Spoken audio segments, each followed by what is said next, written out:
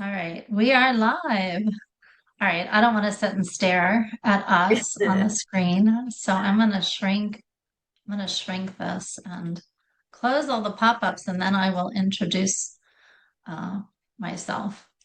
Okay. Okay, everybody, welcome. I'm excited, and Michelle is excited that you are here.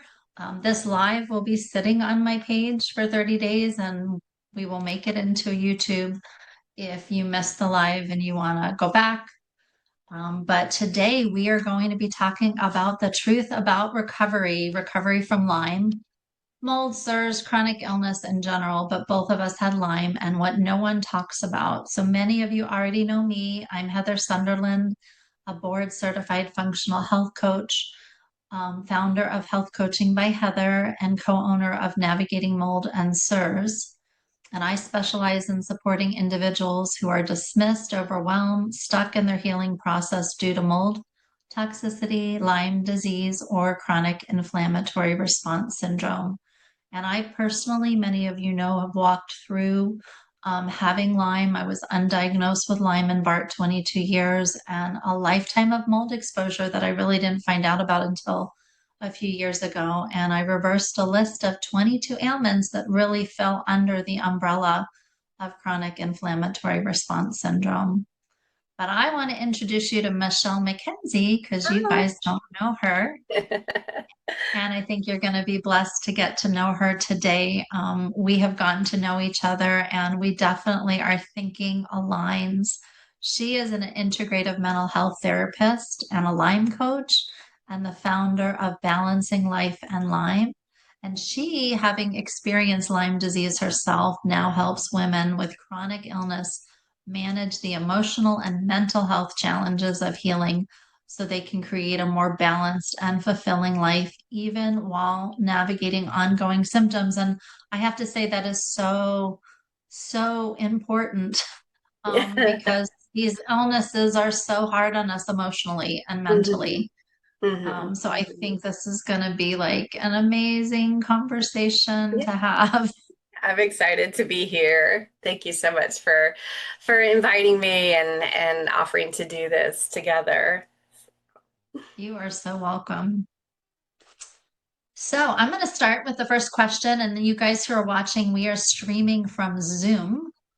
So I can't see your comments. If you have comments or questions, write them in Facebook in the comments, and I will have to take a look at my phone to see those comments. So I'll be checking it every once in a while throughout this. But we're glad you're here if you're watching live or if you're watching the replay.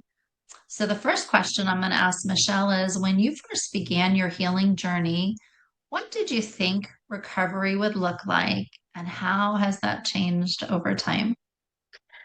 Yeah, wow. When I guess when I first got sick, so I was first sick in 2015. I had a tick bite while I was camping in Western North Carolina, and got very, very sick very, very quickly, and I stayed sick. I did 15 days of doxy, I think it was, and was probably sicker at the end of that than when I started. And doctors around here at the time didn't believe that Lyme disease existed in North Carolina, so I was very dismissed. But by the grace of God, in a weird way, my sister-in-law, Heather, had dealt with Lyme disease many years ago, and so I went to her and said, I need to see your doctor. I think this is Lyme. And lo and behold, her doctor was here in the same town where I live, even though she lives several hours away from me. So again, by the grace of God, I was connected with a doctor pretty quickly that understood Lyme and was able to get diagnosed. And my doctor actually thinks I was probably sick most of my life based on all of my history and all of the just weird health symptoms that never quite made sense that nobody could ever really figure out.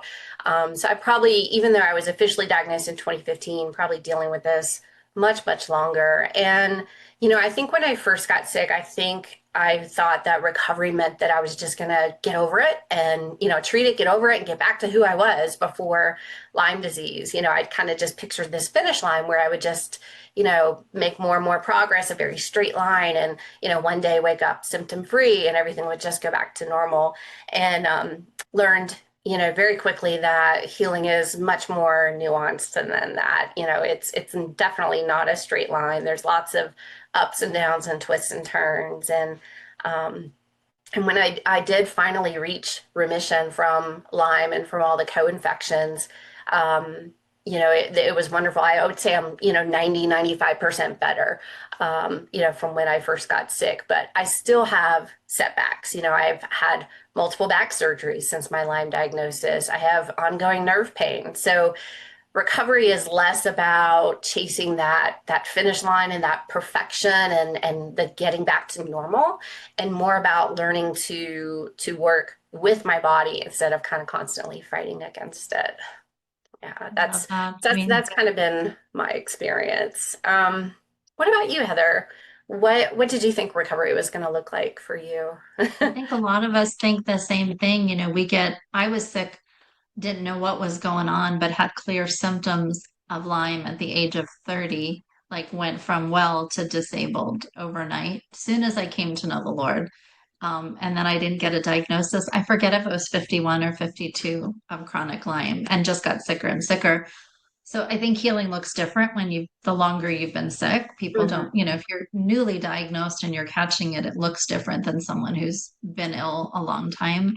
But I did think, oh, I treated with herbs. I got so much better. Hmm. Um, and I thought, oh, well, good. I'm better. My pain decreased. But in reality, we hadn't addressed the whole picture, and we Hmm. had just focused on killing Lyme, and we hadn't addressed parasites, or I didn't know I was living in mold. And so the Lyme resurfaced. And I found out and I was still like limited and disabled. I just didn't have the pain that I was having. But I was having issues with walking, and it was mold and CIRS and other aspects that weren't Hmm. addressed. But I think you and I talked about, I think we did.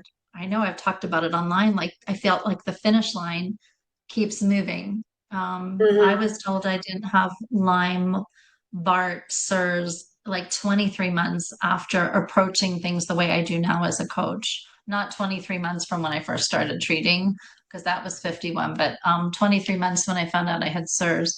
Um, and and then when I was told I was well, I actually spent the next 3 years dumping toxins Hmm. and Hmm. actually feeling worse than I had the first 2.5 years healing. But there was more my body needed to do to clean up the internal terrain. I did not have Lyme, supposedly. Like, I don't even think it was in remission. My doctor said the Lyme totally cleared out, but everything else was clearing out too. Yeah. And it was Yeah. not fun. So it was a little like a lot of my friends said to me, well, you're not sick anymore, but you sure don't seem like you're well. Because I was Hmm. working, but not leaving the house a lot because I had so many symptoms with all the things that my body was processing out.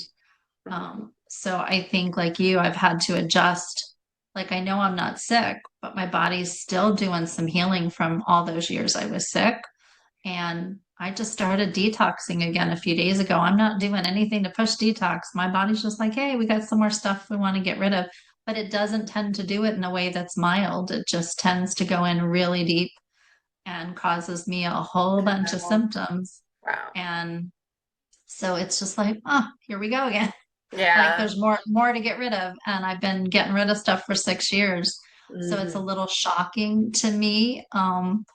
But I just, right, going with the flow and living life within the boundaries that there are, however you want to label it. Hmm. Hmm.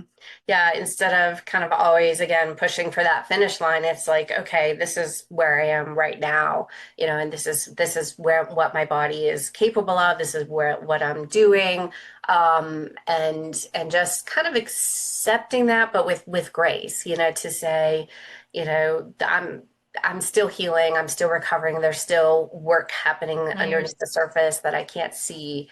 And just because the Lyme test is normal or the mold test says the mold is gone, whatever it may be, there's still a lot of repair and regeneration that has to happen in our bodies. There's a And, lot of work to be done. and I know, like, one of the things when I moved to Arizona, I wanted to walk, and I had severe ligament laxity from inflammation from the Lyme and the Bart and the mold. And so I couldn't walk. Like my vertebrae would go out of alignment if I was standing for more than 2 minutes. It was very frustrating. And so my goal was I want to be able to hike on this mountain that I could see from my house. And it was almost frustrating having a goal instead of letting go and enjoying what I could do within the boundaries I had. Because it took me, I think, 5 years before I could hike that Yeah. mountain, Wow. and be able to, not 5 years. Yeah. I mean, I just had a lot of ligament laxity issues. And until we really got the toxic load down and we're addressing things properly, which wasn't happening when I first moved here because we didn't have the whole picture, it Mhm. was really frustrating to have those goals. And I feel like there's so much joy and contentment when you can just enjoy each day for what it is. I mean, and I can give you guys a crazy example. This morning, I'm watching a dog and I went to go outside for a walk, and it's pretty hot here. It's 100 degrees right now, which is, it's going to get hotter. And I went to take this little dog out and I saw something under a bush at the edge of my property and it looked like a dog. And I thought I'd better bring the dog back inside. And it was a coyote. I've never, I mean, I see them walking by, but they're not usually laying at the edge of my property trying to catch some shade. Wow. And so, but that made my day. I got a really good picture of the coyote laying down and a really good picture when he saw me and he stood up. And he didn't get the dog. But that, like for me, those little pleasures bring hmm me great joy each day. Absolutely. Yeah. Yeah. Well, kind of on that same subject, as we've been talking about, why do you think so many people feel discouraged when symptoms persist or return, or, maybe after they've even made significant progress and they have these setbacks?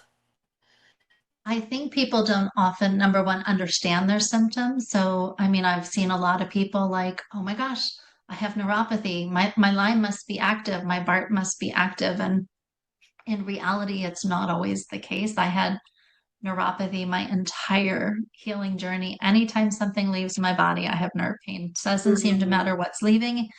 And I had a lot of pathogens in my spine. Um, and I knew it did mean something was wrong, right? I knew it meant stuff was leaving.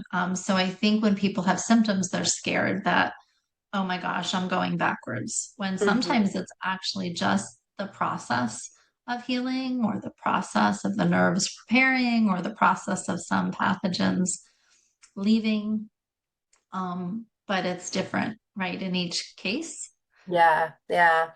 Yeah, I think too we underestimate how much fear gets attached to our symptoms. As you were saying that, oh my gosh, I'm sick again. And sometimes when we're flaring or when we're detoxing or our bodies are repairing, it can trigger memories of our sickest days. We kind of our minds go back to those moments when things were so hard, and we really start to question, am I losing all the progress that I've made? I think one of the biggest mindset shifts for me was learning that a setback didn't erase the healing that's already happened, that it didn't undo all the good that had been done in the past. That's a really good point. I got Giardia last summer, and so I wasn't like sick. I was really excited about being able to, right, start to participate in life in even a deeper way than I had been with working, hiking and doing things. And I was so sick with Giardia and H. pylori. I was down and out for about 8 months, vomiting. I mean, so it was a new issue, right? That came in, and I have no idea where I got the two together, and I got a great education on restoring the gut. But I wasn't expecting it, right? It had really nothing to do with the Lyme or any of that. hmm But Yeah. my gut probably wasn't 100% for my body not to be able to handle that. And it hmm was just a whole new problem. And I think that happens too in life where just new things come our way. Um, hmm And I think scripture's pretty clear. Life is going to have challenges. So we want to equip our minds and our hearts, um, to be more resilient, to hmm respond to those challenges. Not that we enjoy those challenges. hmm We all really want to usually get through them quickly. Yeah. But Yeah, I think, that one of the things that these being sick and some of these challenges has taught me, especially I think not only through the initial sickness, but as you know, I've had different kinds of flare-ups and setbacks, and I've dealt with Epstein-Barr and back issues and things like that since I've been in remission from Lyme. Um, anyway, is just to lean into my faith and lean into trusting God to get me through these things, to see me through that, just leaning on those promises that he has good, for my life. And that it doesn't mean that I've done something wrong or that I deserve this in any sort of way, that God's love is unconditional and he's walking alongside me, in the midst of all the hardships. Yeah, I just listened to somebody yesterday on Instagram. I wish I could say who, but so many people will say to me, and this woman was saying, "Oh, well, God must be angry at me for Mhm. allowing this. I must have done something wrong." And I mean, that's between God and them. I don't know, Mhm. right? But she was saying, well, I mean, Jesus didn't do anything wrong, and look at the horrific death he had on the Yeah, cross. yeah, Job didn't do anything yeah. wrong.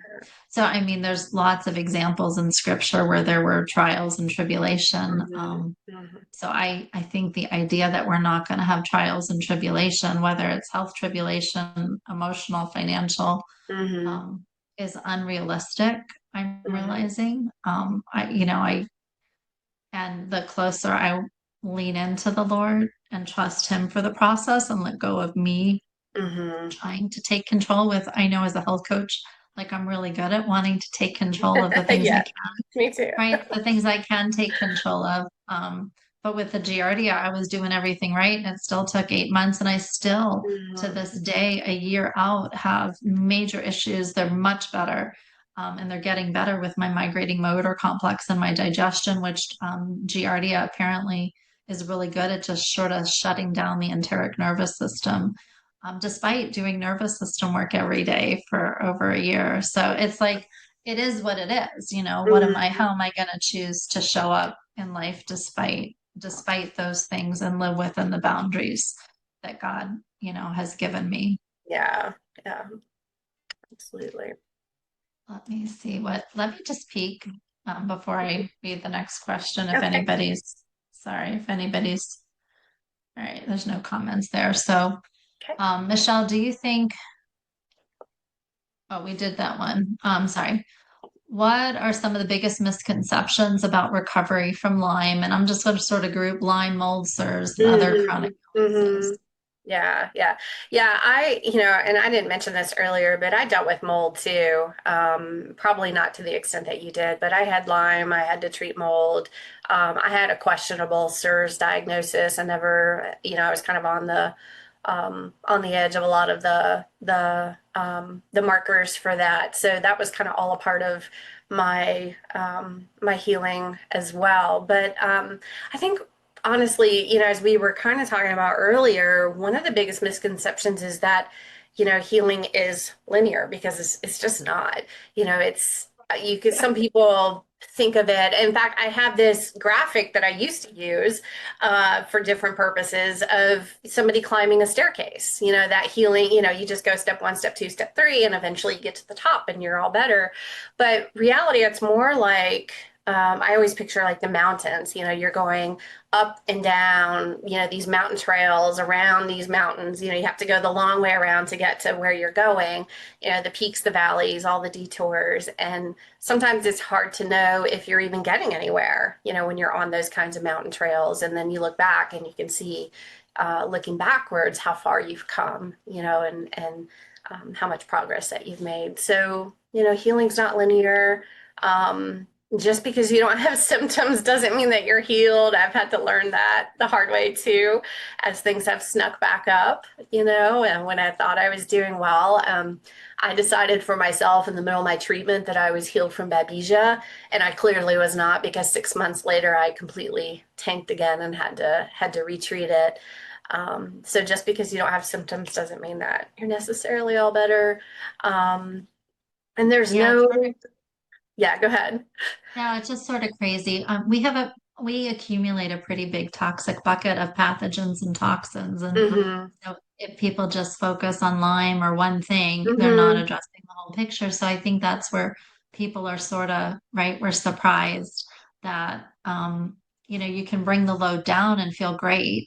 And there are a lot of Mm-hmm. people out there whose buckets are pretty full, they're pretty toxic, highly functional, right, Mm-hmm. have minor symptoms.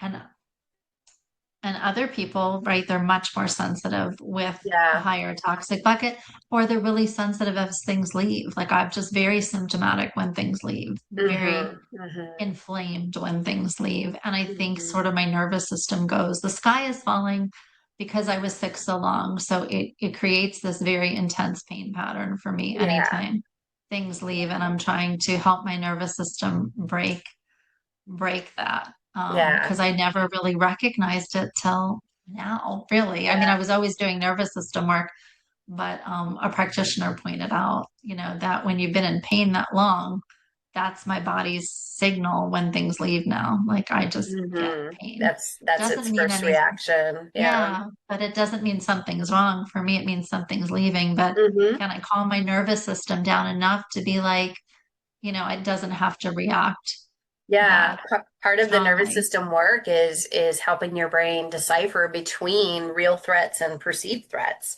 And so for you, pain is probably more often a perceived threat versus an actual threat. It's not necessarily meaning that something is wrong or that, you're in Right. danger in any sort of way. Right. Right. And I have to do a lot of talk to my body to tell it, hey, everything's fine, chill, Hmm. Hmm. along with doing the Hmm. nervous system work. But Hmm. I do think that idea that healing is a straight line, all of us learn pretty quickly that Yeah. it's not. And it can really feel like a bit of a roller coaster ride. And it can feel Hmm. like I made one step forward and three steps back based on the symptoms we're having. But Hmm. I forget how you said it before, but in reality, you actually are making progress, right? Like the Yeah. internal terrain is shifting, even Yeah. though you may feel like you're in a season of a flare or crappy because your body is releasing things that Hmm. don't belong there, or it's Yeah. repairing. Um, I think one of the hardest things for people who are new to all of this to really understand is that herxing and die-off reactions, you feel worse, but that's actually, to an extent a good sign. You don't want to herx so bad that you're putting yourself in danger, but it does mean that things are leaving your body, as you said, and that, you are healing and in that process. So it's a very foreign concept for a lot of people, when they first get exposed to it and have to deal with it. yeah, yeah, and there are people who say, I'm just going to throw it out there, that you shouldn't have symptoms when you're hurt, you're not doing it right. And Mm, I'm sorry, I disagree. Like everybody's different. There are people who you can support their body beautifully and they don't have a lot of symptoms. And my body was supported beautifully, nervous system and everything, and I still had a lot of symptoms. hmm. Hmm. So I think our bodies are just different, the way they Yeah. respond to these things leaving and where they're leaving from Yeah, in the yeah, not body. not everybody experiences the same thing, and yeah, I don't think there's such a thing as, it means that you're doing anything wrong. I do caution people about pushing through a hurts for too long, that they're in agonizing pain or, can't get out of bed or, vomiting, all of those very extreme things. We don't want to push our bodies to that extreme state, but some increase in symptoms is probably normal and expected for a lot of people. Right, right. Yeah, definitely. Well, what do you differentiate between, or how do you differentiate between a setback versus a healing reaction versus a sign that your body needs a different approach? Speaking of, is something working or not? Part of it is time and practice, like getting to know your body, knowing what you're doing. I just found Babesia was leaving my body. I never knew I had Babesia. I don't even think I told you this. Never like tested for Babesia. But I did a frequency scan because I wasn't feeling good at all. And it was showing Babesia, and I do kinesiology and I was muscle testing. It was leaving, and I had an appointment with my doctor. that was scheduled for some other stuff with my gut. And she said, I think you need some herbs to support the help the it's leaving. She knew it was leaving, but to support it leaving. So I went on herbs for babesia and oh my gosh, like the symptoms of course got worse, right? Because Mm-hmm. we're pushing more killing even and my body was killing it on its own. But so I tapered back, right, on the herbs, right? And I was going to do it for 30 days. I don't know if I did it for like 3.5 weeks, and my body was like, yep, nope, that's enough. Mm-hmm. Mm-hmm. But I do use kinesiology or muscle testing for myself and for clients to assess, is this Mm-hmm. die off? Is this repair? Is this like what it is? Mm-hmm. But I've done that so much on my journey. A lot of times when I have a symptom, I know what it is. But I often muscle test to confirm, hey, you're in deep detox or you're in deep, deep, deep detox and you're having die off. And, and just so I can understand what's going on and then support my drainage pathways, use the proper binder. Mm-hmm. So I sort of, I'll say I cheat using the muscle testing as a Yeah. way to assess. But when you've been on the journey long enough and you have like neuropathy with die off or something leaving, and I have Mm-hmm. neuropathy, I don't freak out. I know, okay, stuff's leaving. Do I Mm-hmm. need to support my body with some more support for the nerves? Do I need some more binder, in the Mm-hmm. process? And sometimes it's like I just got to live with the discomfort. And I've had to do that a lot where I've had pretty acute pain much of the journey. And I can do all the things to support my Mm-hmm. body, but my pain still didn't come down. I Yeah. was like, okay, I got to live within that. I Yeah. tried, and sometimes it comes right down. Yeah. Yeah. Yeah. So I don't do muscle testing. It's an amazing skill I wish I had, but never been taught that or learned how to do that. But I think for me, I just try to look for patterns. I try not to like make any rush decisions based on one bad day. I do try to look for those patterns, like when I take this supplement, am I having these symptoms consistently every time?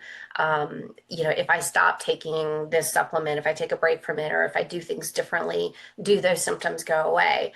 Or do they linger? And to me, that signals either it's a setback or we need a different approach, so you can kind of differentiate a little bit that way. I know like with my back, this is not Lyme, but it is and it isn't, because I think my back stuff probably stemmed from damage that Lyme did to my spine. But in October, I had back surgery last year, I had a fusion, and by October of last year, I was doing really well and decided I was well enough to vacuum out my car while I was waiting on my son at an appointment, and thought I did it real carefully, but apparently not, because the next day I woke up and couldn't hardly move.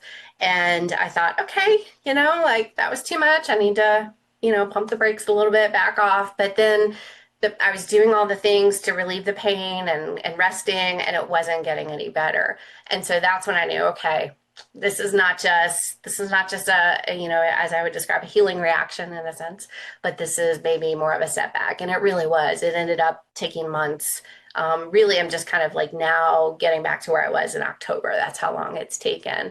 But just really listening to my body and really looking for those patterns, doing things very methodically, so adding in this thing or taking out this thing, and observing for a few days and seeing how my body reacts to that, and consulting with my provider to try some different approaches. I think we have to be almost scientific, but just very, very methodical in how we do Definitely. things. I think sometimes people, again, that fear response comes in and they try to just throw the whole kitchen sink at it, or they stop everything, because they have a bad reaction, and that's not necessarily the answer too, or either.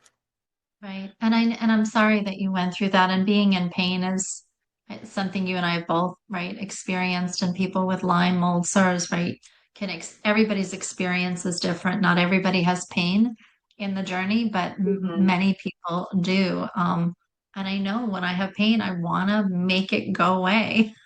I really do. I've learned I can't always make it all right go Yeah. away. Yeah. Um, even if it's pain for a good reason because of repair or because of Hmm. healing. Um, but we do, I mean, the whole idea, moving into the whole idea about boundaries. I mean, Hmm. you had physical boundaries when you were healing with Lyme, you have physical boundaries because of your back. I've had boundaries. What's the role, right, that boundaries play in our healing journey? And I would guess both of us have gotten better at setting boundaries um, Yeah. in our healing journey compared to maybe where we were in the beginning. Yeah, yeah, I think boundaries was a huge lesson for me because I'm the kind of person that I will do anything for anybody. It doesn't matter like how much it it takes out of me. But when I was at my sickest, like that just wasn't even possible. So I had to learn to start saying no, and learning how to do that in a way that like honored myself in a way that didn't feel like I was making excuses or playing the victim of, oh, I'm the sick one, or making the other person feel like, I didn't have time for them or didn't care about them. So it was very delicate balance in learning those boundaries, but they became really important. It was a really important form, I think, of self-care, of taking care of myself, listening to my body, allowing myself to rest, which I wasn't really good at first. So forced rest in a way. But now I have learned that, like, even though I'm in a place where I could be doing a whole lot more, I am not doing a whole lot more because I don't want to end up back into that state of chronic stress and exhaustion that I was in before that probably led to me being as sick as I was. So boundaries are really important. I think I'll give another good example of that is in May, last month, beginning of May, I was able to attend the Lyme Warrior 10th anniversary gala in Connecticut. And if you don't know Lyme Warrior, they're an amazing nonprofit. Definitely check them out and support them. They do so many good things for our community. But I had to fly there. I live in North Carolina. Had to fly there. Flew to Boston and was terrified of that airport. So ahead of time, as I'm thinking about my trip, I decided to ask for wheelchair service, which I've never done before. And in my mind, my very independent, I can do anything kind of mind, I'm like, oh, it'll be fine. I'll just walk slow. I can do it. But then I was like, no, no, no, no. I'm setting this boundary with myself. I'm not gonna see if I can do it. I'm just gonna go ahead and take care of myself and get this wheelchair and not attempt to try to walk through that humongous airport. And it was such a good decision. I also planned in extra days in my travel so that I would make sure that I rested instead of just, travel, go to the event, all these, things. So building in those boundaries, whether they're physical, whether they're emotional, relational, they're just really important as part of healing. Yeah. Yeah. Yeah, I was terrible at setting boundaries in the beginning of the journey. I pushed, pushed, pushed. I pushed a lot of the healing journey Hmm. until I really couldn't push anymore just because my body was healing for so long. It wasn't a month, it was 10 years if you count from when I was diagnosed at 51 and I'm 61. And I'm still like in repair mode and releasing some stuff. It's just been intense. And so I've gotten better at number one, like not explaining. I used to have to like want to Hmm. justify why I couldn't go somewhere and how much pain I was in. And I've really gotten to the point was people don't get it. They're not going to get it. They Hmm. haven't been through it. Hmm. They're not going to get it. My dearest friends don't get it. Hmm. It's okay. They don't have to get it. The less I say, sometimes the better. Hmm. Sorry, can't join you. If they ask her, you feeling okay? No, I'm having a rough day. Like, Hmm. I don't, it depends on how close you are with someone, how much you need to share. But I just realized it was easier for them, easier for me. Um, Yeah. and recognizing I used to be so upset. Like I remember going to a woman's retreat and I was in so much back pain that I had to go back to the room, lay flat on my back, and it was just me and the Lord and my Bible flat on my back. Mhm. And it was really sweet, precious time with God. And I thought, I was so worried about missing fellowship with these ladies. Instead, I got fellowship with God. Says I've just sort of learned if I can't go to something for whatever reason, I'm not supposed to be there. Yeah. Um, Yeah. and that's okay. And when I was just at Eco with my colleague Bobby, to Cellcore's conference, I was in my spinal cord was repairing and my pain was a 9 every day down the arms, head and neck. And I was like, I don't know how I'm gonna do. I'm good at being in pain and putting on a smile, but when you have to be around people all day like that. So I had like a whole self-care routine that I did in the morning and that I did at night. I'm having these GI issues where I've got to exercise and move my body after every meal. Mhm. And every day I had to go back to the room for about 2 hours and crash because I was just in so much pain. But I was able to enjoy the conference, even though I had pain, be there, Mhm. show up, 100%. And then there were times I had to just take a little rest and I didn't Mhm. even get disappointed about that. That was just what I Mhm. needed to Mhm. do. Yeah, I think in a lot of ways, boundaries can help make participation in life possible. Because we limit ourselves or have boundaries around certain things, we're able to do these other things over here, and You're enjoy them. focusing you're able to focus on what God is calling you to do. Mhm. I had friends who were sick. They didn't know they had mold toxicity and CIRS at the time. We both learned around the same time we had CIRS, but they were so sick. They had these limits, like, they had to exercise. They had this whole schedule for their body. And I never did that and I was sick. And I just thought Mhm. they were nuts. And then I realized, over a decade later, right? They were smart. They were being wise. They were taking care of themselves. But Mhm. the fact that they would explain to me why didn't make sense to me at the time.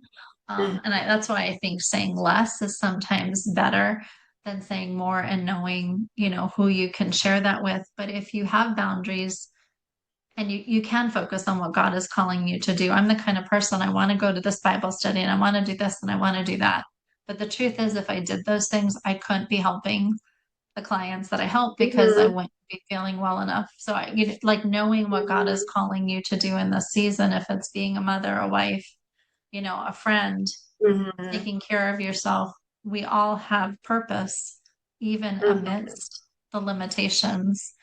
In the process of healing, we all have purpose. It Yeah. just doesn't always look the way we thought purpose Yeah. would look. Yeah. My life took a huge turn, career wise after I got sick. But I love where I am now, and I think this is exactly where God wants me to be. And I think, I don't think I got sick just for this, but I think that was part of the lesson to be learned, that it took getting sick for me to realize that I was not the work that I was doing. I had a wonderful job, but the work that I was doing was just not what God intended for me, and that this is the way that He wants to use me. This is, I'm supposed to be doing exactly this right now. So I'm grateful for Lyme in that sense. I feel that I mean I wouldn't want to do the journey again if I Yeah. had a choice, right? Like, but I'm amazed at where God has brought me and even what I see him doing through the journey for others, Hmm. helping others. I'm getting to write articles. I'm not a writer. Like just the doors he's opening because Hmm. I'm setting those boundaries about what I do with my time and I know in my mind what he's calling me to do and what he's not Yeah. calling me to do. And there's a long time where I was toying with I want to do this, I want to do that, I want to do this, I want to do that. And Lord, what are you calling me to do? And I'm trying to do too much and I'm not doing, Hmm. anything really well or feeling good in it. But I think the more you get clear with the Lord on what He's calling you to do in the season, even if it's not what you want to hear. Yeah. This has been a season where I've had to pull back a little and be just very thoughtful because the repair season has been extremely painful because I had 12 bulging herniated. The amount of repair that's going on has just been intense energy wise and physically pain wise.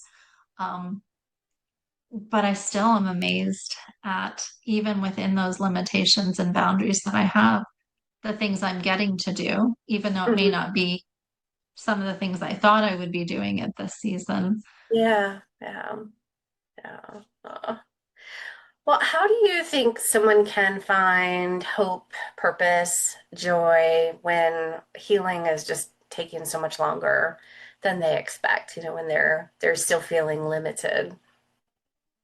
I think I think leaning in, now, if you believe in God, leaning into the Lord, right, and what He's calling you to do, leaning into your relationship with Him and asking Him, right, what does He want to teach you in this season? What is He calling you to do? What is He calling you to let go of? I had to let go of a lot of relationships the last 3 years because the healing was so intense, and that made me sad, and I had to process that.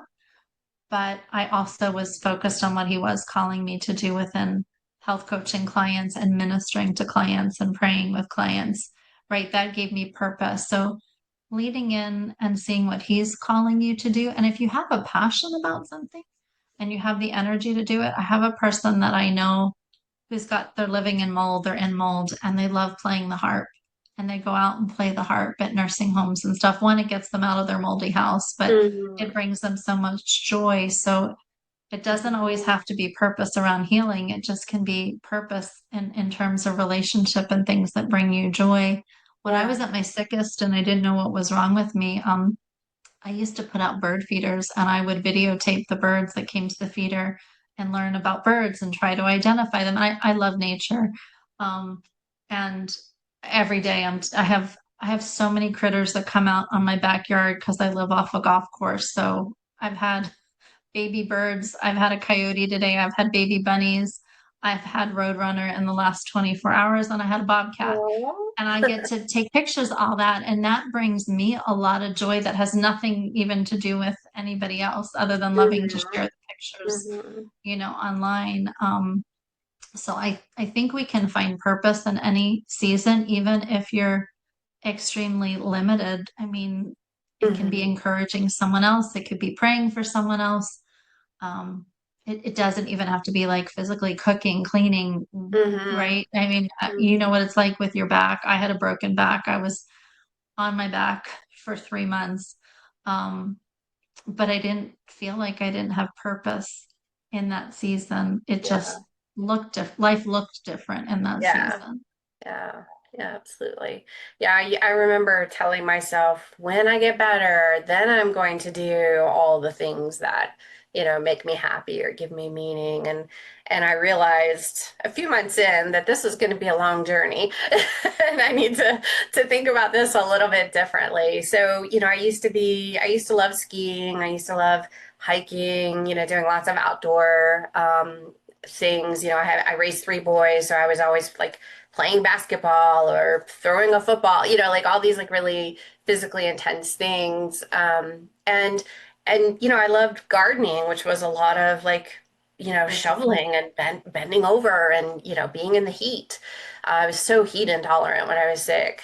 So a lot of that stuff just completely stopped. And so I had to really, think about, as you said, what is my purpose in this season?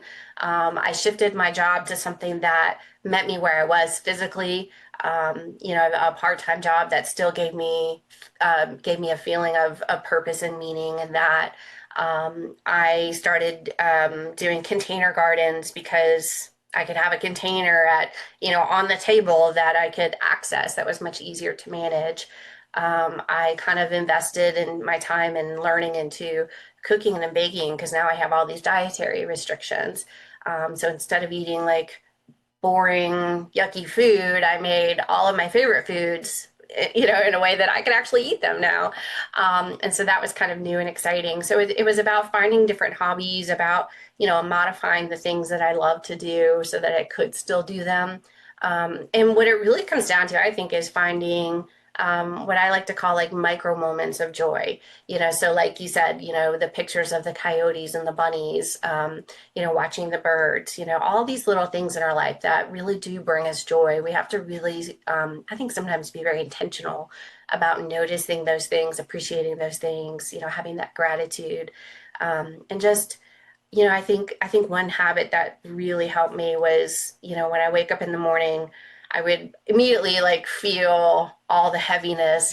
My head was so heavy, my back was hurting, all of these things, all these symptoms would flood in, and it would be very easy for me to just get out of bed and be like, "Argh," and so upset with the world. But to just spend a couple extra moments in bed, just take some deep breaths and just thank God for the little things, those micro joys. Thank you, God, for giving me the breath in my lungs today. Thank you, God, for the beautiful sky outside, for the birds, for the flowers, for my family, all the little things that he's given us, and just having those moments of gratitude, I think, are really important. Well, and I know we didn't have like gratitude on the list, but gratitude, I know for me, there was a huge shift when I started to focus on gratitude. And a friend challenged me. I was so negative. If you had met me right before I was diagnosed with CIRS about 6 years ago, right? I was struggling to walk, to stand. I was in an active adult community and I couldn't do anything active. And I had been sick already for 20, 26, 26, a long time, and thought we had gotten rid of the Lyme. And here I was pretty disabled. And I was angry. And a friend of mine, challenged me. My husband challenged me. And then I found this gratitude journal online pop up. And it was like a challenge to do it for 30 days. And I did the first day and I could feel my brain start to shift. It Mm-hmm. was crazy. And it wasn't a scriptural gratitude journal. It was just triggering, what are you thankful for in your physical life? What are you thankful, in your family? What are you thankful for in your ability to move? What are you thankful for, spiritually? What are you thankful for in your relationships? So it had like all these Mm-hmm. triggers, and I filled it out that evening. It took me no time, and I just felt excited when I saw all the things I was so disabled by worldly standards, but I saw all these things. And Mm-hmm. so I started doing it every day. Mm-hmm. And I wrote it down. I didn't just do it in my head. And it was like, wow. Mm-hmm. And all of us, I mean, I get off track sometimes and I can get into a little short term negative downspin. I don't usually stay there long, and I'll go back, right, to pulling out just a notebook, and Yeah. often writing out, thanking God for like the Yeah. things that are a blessing. And I think too, when we're going through Lyme or healing from something major, even being thankful for, I mean, enjoying the little victories. I mean, when I moved to Arizona, I could not walk from the front door to my bedroom, and it was a small house and it's one story. And I had little stools set up for me to stop and rest. I mean, I don't need those stools anymore. Uh-huh. Do you know what I mean? But like every little thing that we do, nobody Mhm. else is going to cheer us on.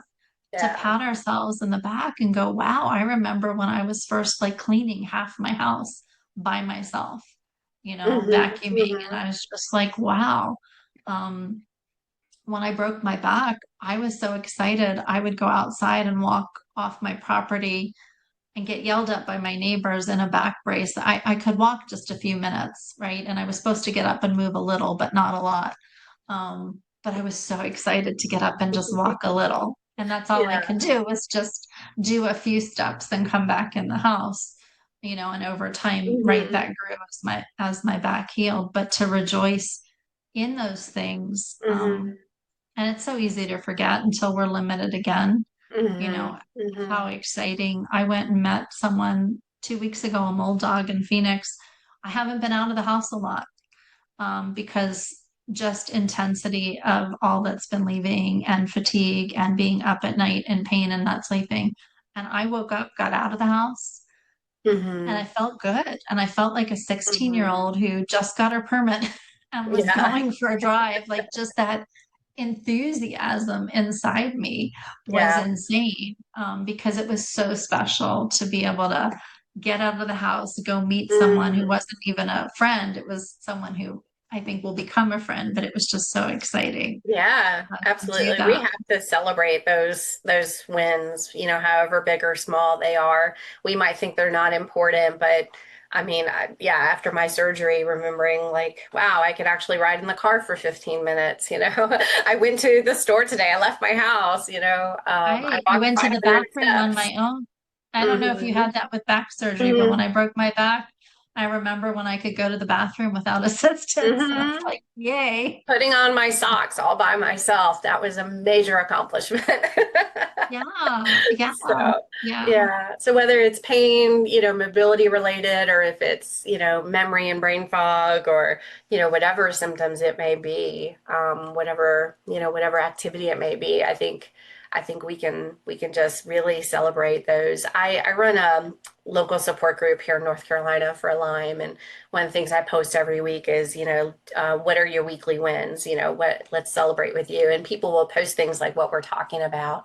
I went to the store today, I walked, 300 feet today, different things like that. And it's so important. And everybody's like cheering everybody on. And it's just so exciting to see. But it really changes the way that our brain makes connections, that neuroplasticity, and those neural pathways that are happening in our brain. And when we get into a mindset of negative thinking, that just actually intensifies that negative thinking. So we have to very intentionally shift to noticing the wins and the gratitude, and that actually will change that neural pathway so that we don't have to do it so intentionally. It starts yeah. happening more automatically, and It it can really does. It shift your does. whole worldview, your whole mindset. It is crazy. It really does. It's work in the beginning, right? If Hmm. you're very negative. But I remember I was going down and I broke my back, but as I was going down, I had been working on all that gratitude. And and I just remember thinking as I went down, like, hey, Lord, you're with me. I didn't know if I'd walk again. I heard the sound. I felt the insane pain. Hmm. I burst L4. So it was like this Oh fracture that spread gosh. into these Yeah. little pieces to protect the spinal cord. And people would call me and I had so much joy, which was really from God and the Holy Spirit. It was crazy. Um, and I was able to walk again. I didn't, the doctors were shocked. I didn't need emergency surgery. Oh wow. Um, Wow. but just like being open to, okay, I don't know what this is going to mean. I knew it wasn't good. I knew what I felt. Hmm. I didn't know what was wrong yet, but I knew it wasn't good. But I was thinking, God, you're with me. And I was able to have this beautiful view out of my bedroom window looking out into the desert Hmm. and all the critters. And it was weird because people would call me and sound like they were calling me to cheer me up, and I cheered them up because I was like just so happy. And Hmm. it was weird. It was part of it was from God, and part of it was the brain retraining with gratitude. But I Hmm. think the more we see what we can be thankful for, it doesn't mean that circumstances aren't difficult and challenging, Hmm.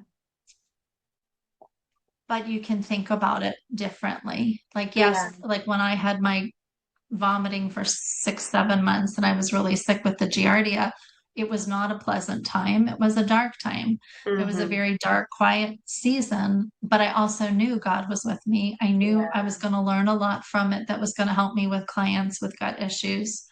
Um, and I knew I'd get to the other side eventually. I didn't know when the Yeah. eventually would be. So, I mean, I had that, you know, with me the whole time, and I didn't Hmm. question why it was happening.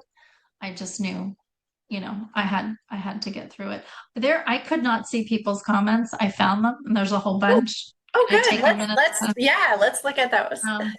I'm gonna go, I'm gonna just, all right. So some people just says they're watching, they're watching.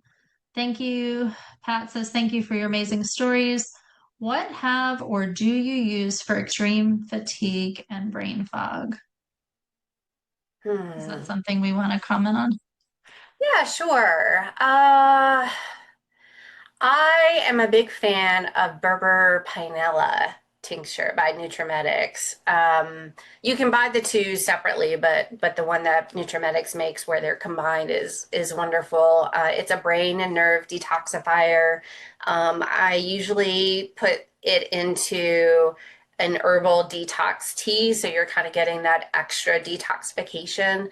Anytime we can focus on detox and try to clear out and help our body release some of those toxins, we're going to be helping brain fog and fatigue, and oftentimes even pain that we're having. So Berber Panella is a really wonderful one. It's kind of my go-to. But honestly, the other big one is just rest, because usually when you're experiencing those things, it means your body just needs to rest. So paying, and I would say paying attention to your diet, making sure that you're not eating inflammatory foods, like processed foods, gluten, dairy, sugar, those kinds of things is really important for those symptoms also. I love all of that. Burpepanella, I love it. I actually, I'm having, my brain is detoxing. It's like one of those things that does at the end of the journey. And Hmm. Berberpanel is great for getting the glymphatic and lymphatic Yeah. system moving, and most people have no issues with taking Berberpanella, but Hmm. detox, right, and making sure you're not in mold and all of those things impact brain fog. It's the systemic inflammation that's happening with Lyme, mold, toxicity. So as you open up your drainage pathways and as you address the nervous system and things can start leaving, that brain fog should improve. Um, Hmm. if it's not improving, I'd be looking at, are you being exposed to hidden mold? Are there Hmm. some Hmm. active infections going on that you're not aware of, Hmm. that need to be addressed? Yeah. And with the energy, a lot of people with Lyme, mold, and CIRS, their adrenals and mitochondria are tanked. So having your practitioner, your health coach, or assess your adrenals, and your mitochondria and if they need support. I needed a lot of adrenal support on my healing Hmm. journey Yeah, because I I did too. didn't know I had active Lyme. And at the end of the journey, I've actually needed mitochondrial support as the mitochondria is healing. But Hmm. what I don't like recommending typically brands just because everybody's going to be different. Burp Panel is the only thing I really know like that just is really great for Hmm. helping the brain drain, you know, Yeah, and um, Nutromedics, I think, is the only company I've seen that has that it has it. combined, which is the only reason Right. I recommend them No, specifically. me too. I just I've took, known people to buy the two tinctures separately, but I think their combination is really great. So. no, I agree. I took like 6 dropperfuls today. It's a pretty high dose, but I've got a lot leaving my head Mhm. and it's Mhm. awesome Yeah, for that. yeah, good. Thank you, Pat, for that question. I hope that helps. Laura Lee says, I pushed myself for so long. When I first got sick, my husband told me to get out of bed because he thought I was going to die. Mm, Yeah, that's hard. That's yeah, hard. I yeah. think we all, each of us knows when we're able to push and when we're not, and it may Hmm. not make sense to anybody else.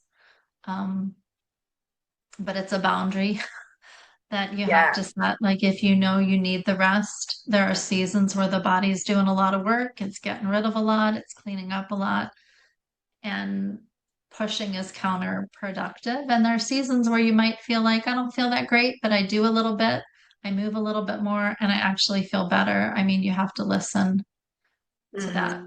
Hmm. Sometimes it can be hard to tease out too, am I afraid of making my symptoms worse? So I'm not doing as much as I could be doing, or do we need to push ourselves just a little bit and see if that movement or activity is helpful for us. But doing it in very tiny doses and kind of experimenting with it, as I, referred to earlier, we kind of become these like scientists in a way of doing little experiments with our body and just seeing if a little bit of movement or activity is helpful, or um, and if so, maybe you can keep going, but if not, then it's time to pull back again and give yourself more rest. Yeah. Yeah, and I want to encourage people, be gracious with yourself. The Hmm. body is doing so much work when we have Lyme mold and SIRS. And Hmm. I know in my head, I'm a health coach. I'd love to do everything perfectly. And I have a whole bunch of things I do in the morning for self-care. But this season where my body has been repairing, exercise the way I want to exercise hasn't been doable. Like the Hmm. level of pain I'm in. Do I exercise? Yes. I walk, I do like vibration plate, I do stretching. But I'd like to do more, but it's just not the season for me to be doing more intense stuff. And Yeah. I Yeah. think we all sometimes want it to be about perfection and getting to whatever finish line we have or whatever goal we have. Hmm. But I do think we have to be just pat ourselves in the back, like we said, for the things we are doing And I want to be able to lift weights and do resistance, but this isn't the time yet because I feel my body's saying not yet. Like we're Hmm. doing too much work. Not yet. Yeah. Don't add that on. Um, Yeah. and being okay with that, being okay that you're doing what you can within the boundaries that you have, and things will Hmm. shift and change um, Yeah. over the healing journey. Absolutely. Um, let me see. Timberly says boundaries are literally everything. You learn real quickly how much you need them to heal. Yes, Yes. so true. Yeah. Um, and Cheryl says, please pray for my mast cell activation. Wait, I can't see the whole thing. Um, I'm in a flare. Thank you. Cheryl, we will be praying. Yeah. And with mast cell, I would really make sure you rule out mold exposure, water damage exposure, Hmm. toxins in your house, but mold can be a real, not the only trigger. Lyme and pathogens can trigger mast cell, but mold can really trigger mast cell activation. Hmm. So I think those were the things I caught. Okay. Yeah, I caught in the comments. I think a few more questions, maybe time for one or two more Sure. Yeah. Let's see. to get off and get ready for a client. Um, I don't know. Do you want to look at the last few questions, Michelle, and see if you have one that you're leaning toward? Because I don't think we're going to get, I don't think we're going to get to all of them. Hmm. How about this one? This is, I think, an important one. What have you had to grieve in your healing journey, and what have you unexpectedly gained? We talked a little bit about things we've gained, but I think it's important to address that grief piece that comes with Huge. all of this. Yeah. I love that as a question. I did a lot of, it was weird. I grieved after 26 years of illness, getting diagnosed, thinking the Lyme was better, came to Arizona and was really sick. Didn't know what was going on, didn't know I had mold and CIRS, didn't know the Lyme was going to come back. But I was grieving because I was so non-functional.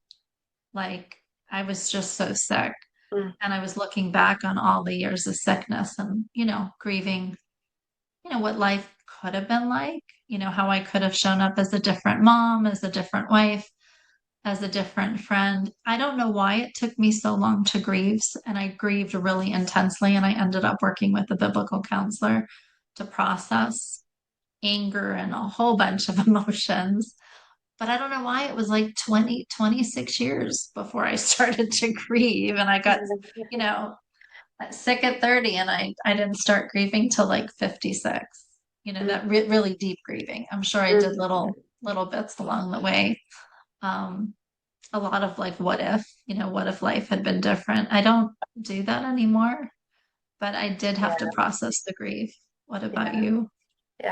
Yeah, yeah, definitely. And I don't think it came right away either because I think I was just so determined to beat it. I was like, okay, what do I have to do? What do I have to do? I'm gonna beat this. Again, that whole like finish line mindset.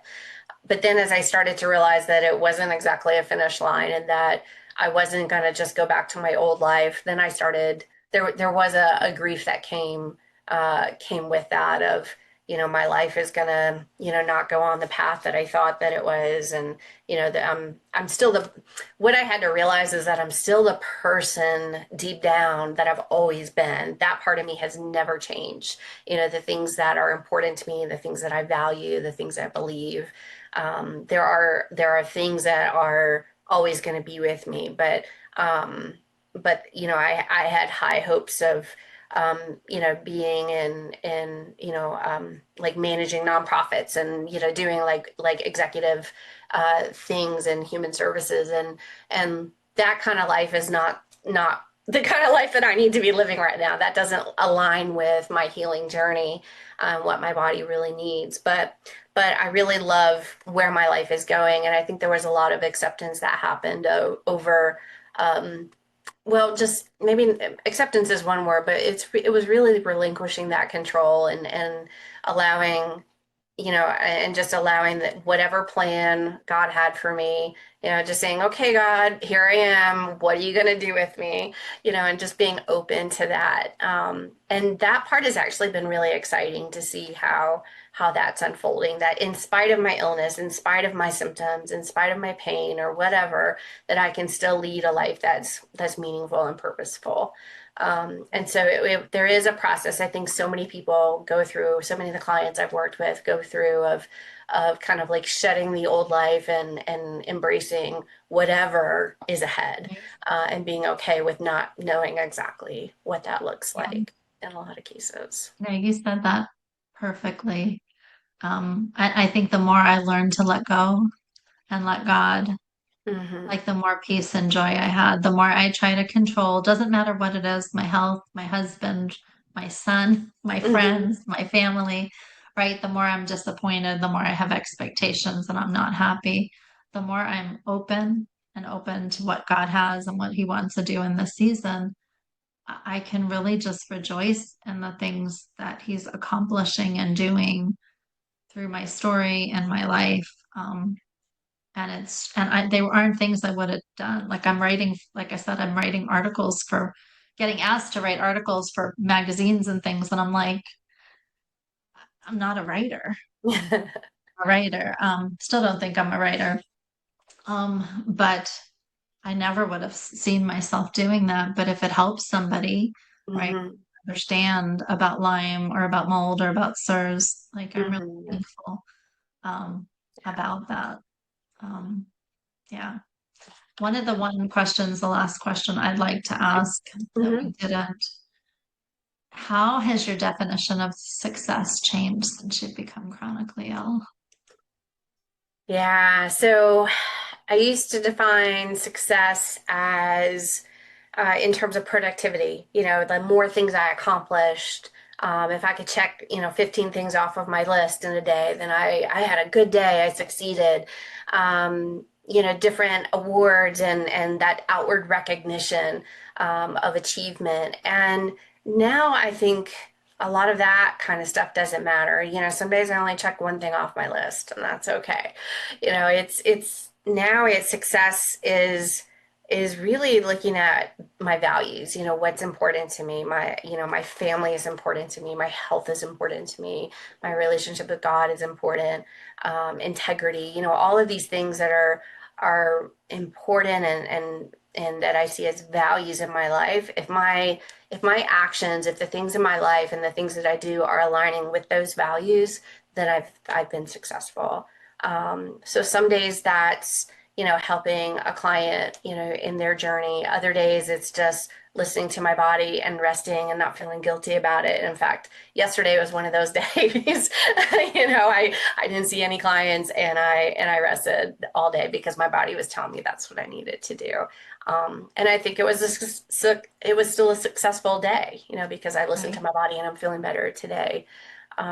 So my worth is not measured by that output, by those things that I produce. We are very much alike.